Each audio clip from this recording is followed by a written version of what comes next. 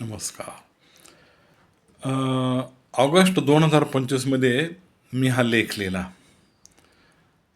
आणि त्या लेखाला मी नाव दिलं मी कोण. मी कोण. तर हा माझा लेख मी आपणास वाचून दाखवतो. भावनात्मक लेख. काही वेळेस भयानक अशा घटना घडतात, प्रसंग येऊन जातात. असे प्रसंग होतात की माणसाची मन अगदी बधीर होऊन जाते. आता साधारण 2 महिन्यापूर्वी घडलेले ते तुम्ही पहा, अहमदाबाद ते लंडन या विमानाचा अपघात. पूर्ण प्लेन आगीमध्ये जळून दग्ध झाले. आपण सर्वांनी ते वाचले, यूट्यूबवर पाहिले. ते पाहूनच कसा झाला होता आपला जीव, होय ना. अशा वेळेस वाटतं किती क्षणभंगूर जीवन आहे आपलं. सर्वांनाच माहीत आहे की आपण आज न उद्या जाणारच आहोत, आणि तरी माणसाला हे कळेना.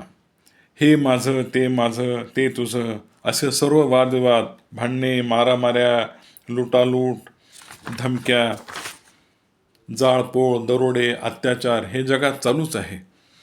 जोपर्यंत माणसाला ज्ञान होणार नाही की हे सगळं नश्वर आहे, शाश्वत फक्त ईश्वर आहे, तोपर्यंत त्याला खरी मनःशांती लाभणारच नाही. यातलं माझं काहीच नाही हे सर्व इथंच सोडून आपल्याला आज न उद्या जायचं आहे. देवानेच मला या जगात पाठवले आहे आणि इथून कधीतरी आज न उद्या मला पुन्हा देवाकडेच जायचे आहे. हे आपल्याला कळलं पाहिजे. अहो, मीच माझा स्वतःचा नाही तर दुसऱ्यावर कसा हक्क दाखवतो.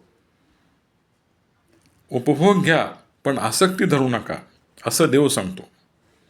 काळजाचा थरकाप उडवणारी अशी एखादी घटना घडली की माणूस लगेच अंतर्मुख होतो आणि विचार करतो की कोण आहे मी.